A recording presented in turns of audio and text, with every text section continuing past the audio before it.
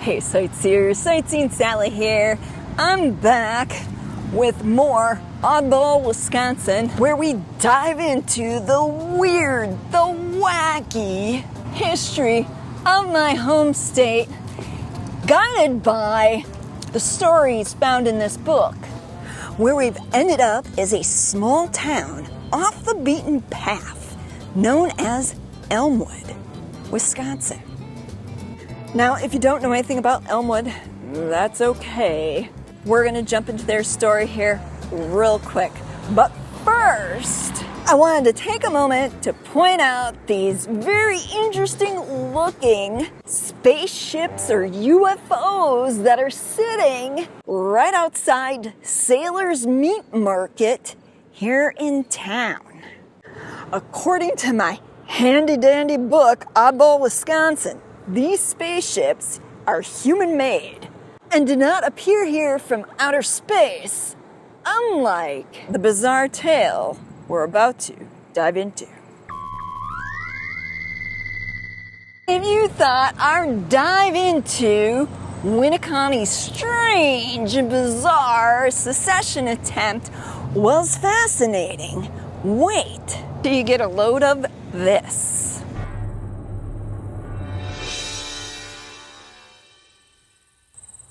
UFOs, they say? Sounds like the perfect place for the next Sightseeing Sally adventure. That's exactly what I thought when I first found out about the story of this small town in what I would consider to be the northwest region of Wisconsin. Of course, you already know that UFOs and strange happenings are right up my alley, so to speak, and I couldn't resist diving into this story because it also has a connection to another small town that we've explored previously. However, that small town is miles and miles away from Wisconsin. The town being Socorro, New Mexico, where Police Sergeant Lonnie Zamora himself had his own UFO encounter. On April 24th, 1964, while on duty, Sergeant Lonnie Zamora reportedly saw some sort of strange-looking, unidentified aircraft with two people dressed in white overalls next to it. The aircraft, oddly shaped like the letter O, quickly rose into the air, accompanied by a loud roar and a blue and orange flame. To kick things off, I thought I'd start out by walking you around the downtown so you could see what kind of town this really is.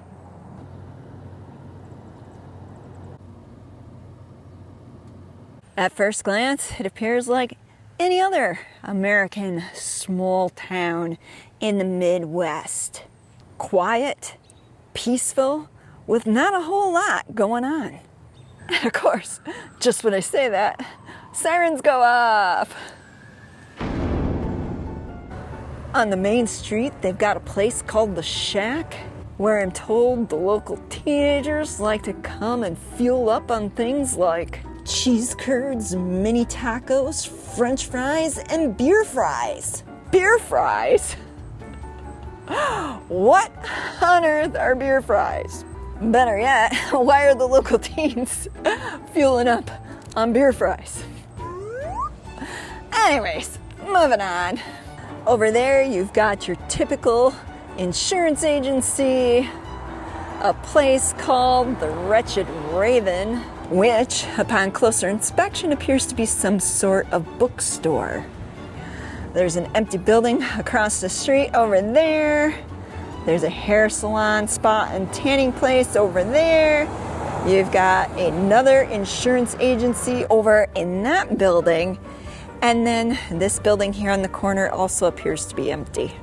Other than this building here, which is next to the shack with its painting or chalk drawings on its windows making reference to the town's annual UFO days, there is nothing to suggest anything out of the ordinary in this town, other than the fact that there must be some sort of emergency going on, because that's the second vehicle from the town's fire station to come rolling through here.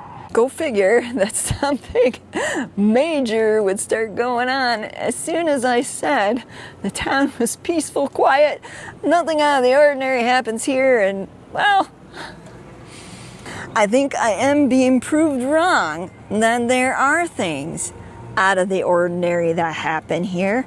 In fact, that's why we're here in the first place. Because of all the strange UFO sightings that have happened to some of the good folks here in Elmwood over the years. According to Oddball Wisconsin, one particular event involved a local woman in March of 1975. As the story goes, while she was driving down one of the country roads, supposedly a star-shaped blue light started chasing her. When she stopped to take a closer look, it landed on her car's hood. As to what happened after that, I don't know. The book doesn't go on to say anything else beyond the story, and when I tried researching that particular story, I came across another one that was similar but didn't exactly match up. Thus, I wasn't sure if the two stories were one and the same. However, that doesn't really matter. As you'll soon find out, there are many more sightings involving other people, including one particularly reliable source, much like what happened with Lonnie Zamora down in New Mexico. We're now up over at what is known by the locals as Tuttle Hill.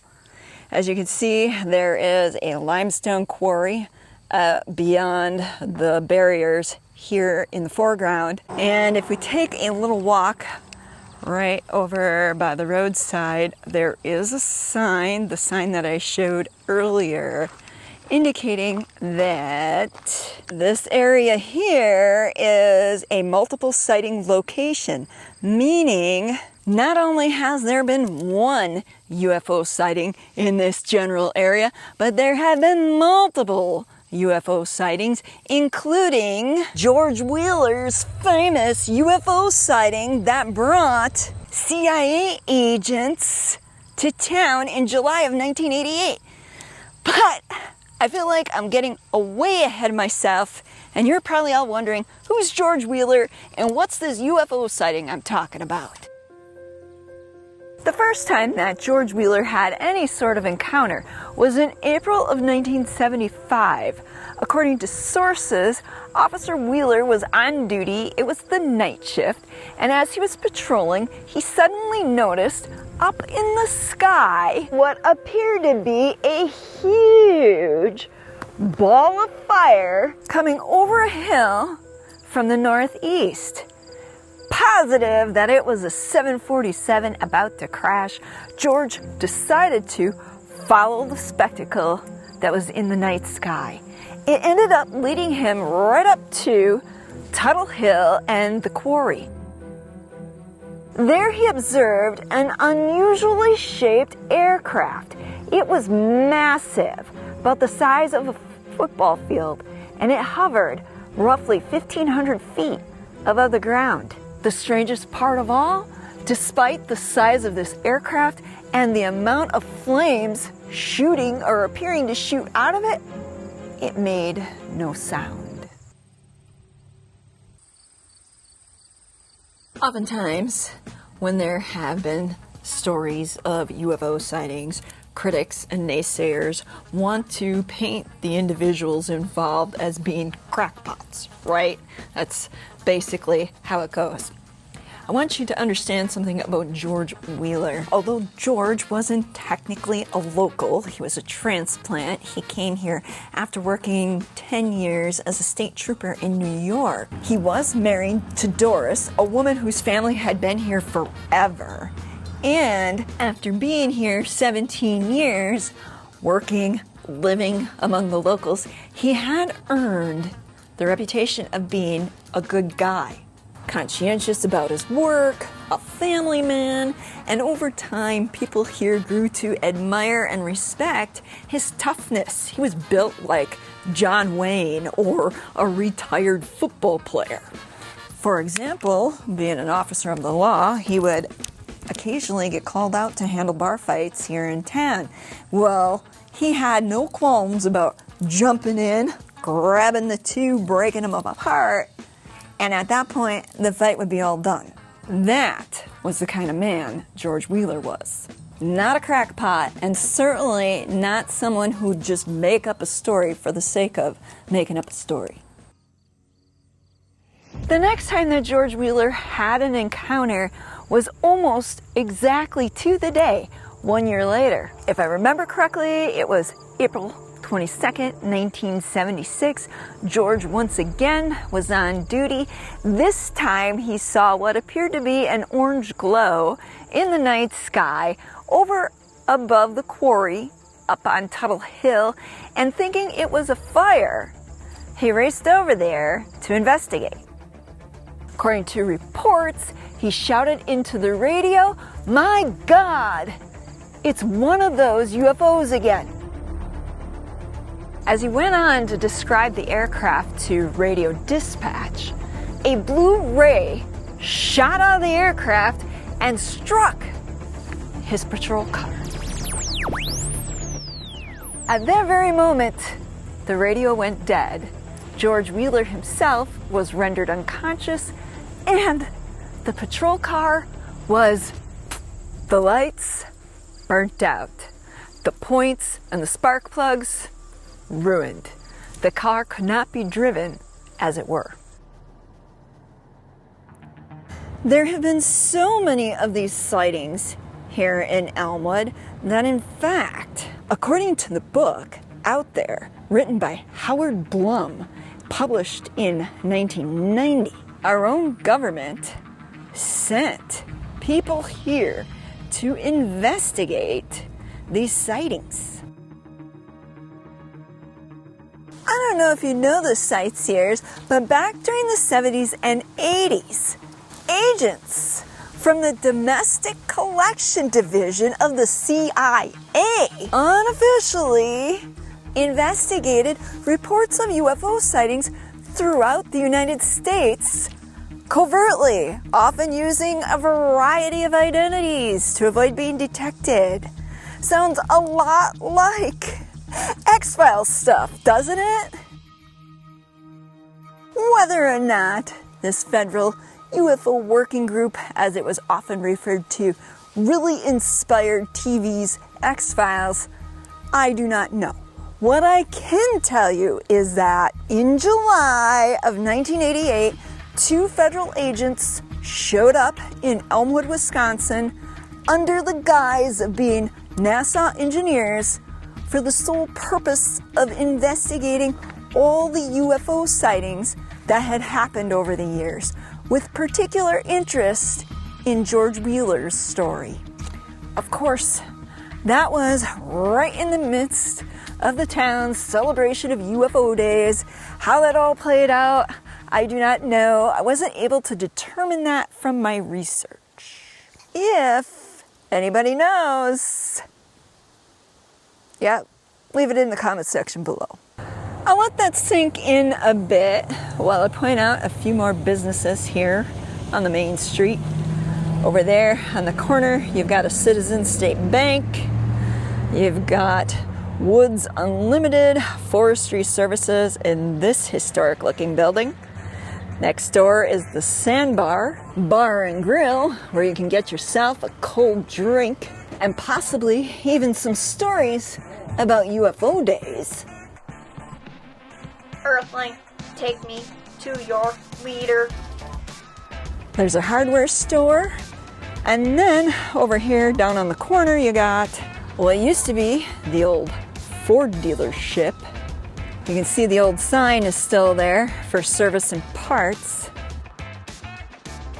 In front of me, you can see the buildings for the Elmwood schools. If I'm not mistaken, this is the area where the very first settler, the founder of Elmwood, Abraham Gossett, landed up when he, his wife, his 3 daughters made the trek south and west out of the Spring Lake area looking for a better place to live. From what I understand, he was supposed to be making his way west. farther west in the land, in the great land of opportunity, he ended up here for the basic reason that his wife, who was massively pregnant with their 4th child, ended up giving birth here. Those who like to embellish the story say that Abraham settled here because when he came down in the valley and saw what a beautiful place it was to live, why go any farther west? And I'm liking this town already. For all I know, that may have been Abraham's thought when he and his family first encountered what would later become known as Elmwood. But I think in all reality, there was something else in play, and that was the birth of his 4th child. At least, according to this expert here, Marty. By the way, for those of you wondering how Elmwood got its name, is because of all the elmwood trees. I guess there is or was a large grove of elmwood trees close by. I personally cannot tell the difference between an elm and, say, a weeping willow. Which, this one is pretty massive, by the way. Look at the trunk. It's so big that I don't think a person could get their arms around it. Wow. If those elm trees are anything like the weeping willow here, I'm sure the town definitely was worthy of the name. As you can see, I'm standing in front of what is the Village Hall, Police Department, and bowling alley. Yes, believe it or not, at one time, the town decided that it would be a good idea to add a bowling alley to their Village Hall, and to this day, it appears they still have one. However, that is not why I brought you over here. Rather, back in the day, after the UFO sightings in the late 70s, early 80s, a man by the name of Tom Weber got the brilliant idea that Elmwood should build its own UFO landing strip. And interestingly enough, Tom wasn't even from Elmwood. If I remember correctly, he came from, I think, another town. It may have been Chippewa Falls, but my memory escapes me right now.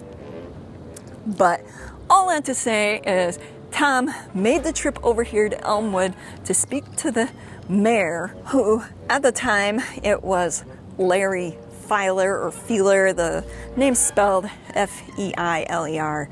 And evidently after Tom spoke with the mayor and laid out his brilliant plan of this like 2 square mile landing strip with all these lights that were supposed to leave a message for these alien beings that were supposedly looking down from outer space, the mayor surprisingly was on board with the idea. What? Long story short, this project was going to cost millions of dollars. Apparently they did do some fundraising efforts, and according to one person that I randomly spoke to in the park, somebody, and I don't know if it was Tom Weber himself or somebody else that was involved in fundraising, but somebody ended up running off and stealing the money that was, raised for this project, for this alien landing strip. Allegedly.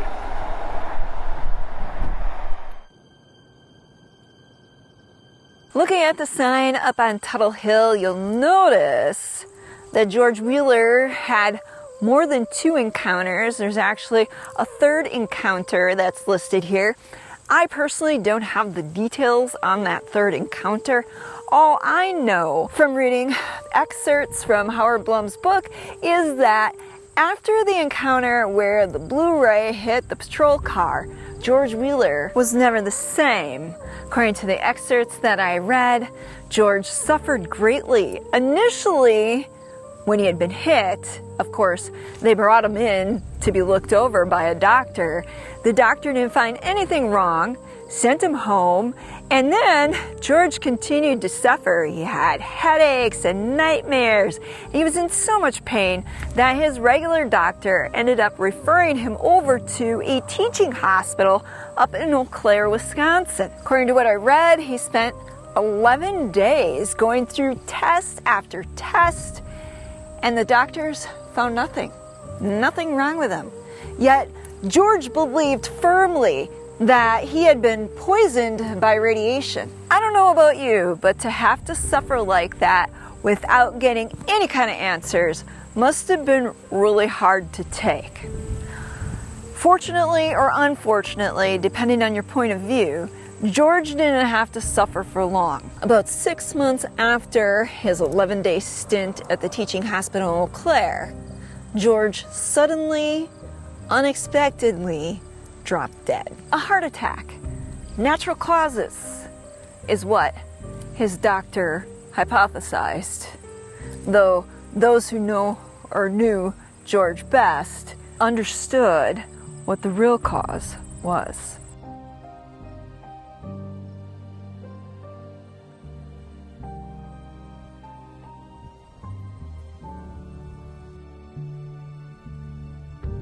I brought you out to the Poplar Hill Cemetery because this is where George Wheeler is allegedly buried. I said allegedly because there are some locals who believe that George's body isn't really buried here. They think that the FBI actually took his body to conduct their own tests, their own autopsy on his remains.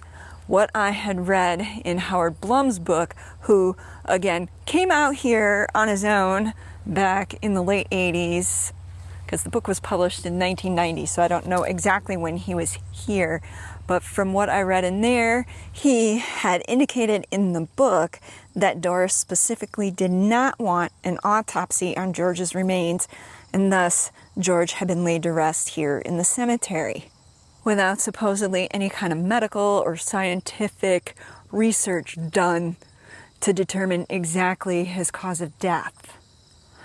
Why that's important is because, of course, without any sort of proof, naysayers and critics can say that the cause of George's demise was not the result of some phenomena, some unknown phenomena, alien forces, what have you, however you want to describe it. As far as the theory goes that the FBI came later and took George's remains, that's obviously speculation and just something I'm sharing as it does add some interest or mystique to the story. Take it with a grain of salt, and as they say, don't shoot the messenger. As far as where George Wheeler is buried here in the cemetery, obviously there is no map. Otherwise I wouldn't be aimlessly wandering about trying to find his grave. I'll take another quick look-see over this way. However, if I don't see anything in this area, I think I'm just going to call it, because there's only so much daylight in the day, and there were a few more things I wanted to film yet in town before darkness sets in. I think I may have spotted it. Okay, I guess I struck out. Not the right Wheeler. I'll just keep looking. Fingers crossed we're not that far off the path.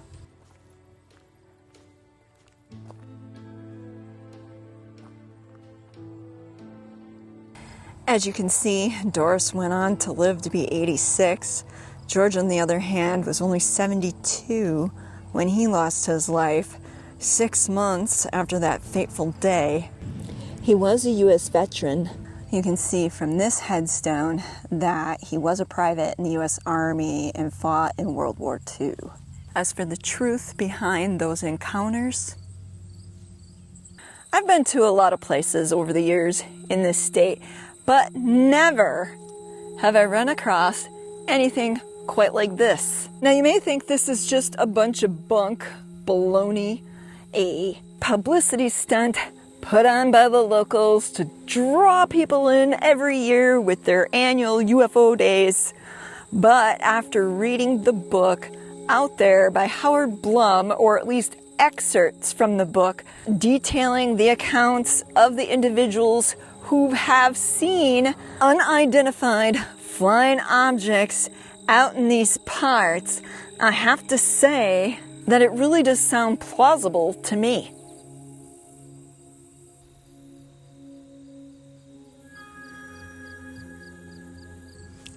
Sometimes there are things out there that we just don't get answers to, right? What you believe is personal. I think, this is just me speaking off the cuff, I think there are things out here, part of this universe, part of our world even, that you will never find sufficient answers to because we aren't meant to understand them. That there are mysteries intentionally withheld from human knowledge that are only revealed at the time we leave this earthly plane. There's more that I'd love to say about that, but I don't really think this is the time or the place. Perhaps I'll save that conversation or that discussion for a special Patreon Sightseeing Sidekicks bonus video, or maybe I'll get into that topic in some other video at some other later date. But we're gonna move on.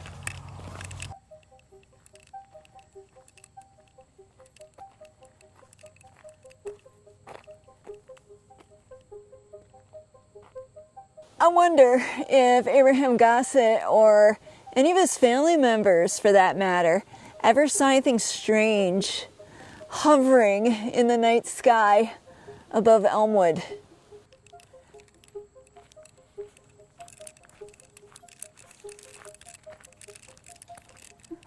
Interestingly enough, there are two other communities here in Wisconsin that claim to be the UFO capital of our state: Belleville and Dundee. Yet, I wonder if they have any stories like the ones here in Elmwood to back up their claims. If you're ever in the area and you're looking for a place to stay, they do have camping available at the local park. Butternut Park is the name, and it's located at the corner of West May Avenue and South Public Street, down the road from Tuttle Hill and the limestone quarry where those fateful UFO sightings occurred so many years ago. But take warning, we don't know truly what's out there, and you never know what might happen should you dare. Until next time.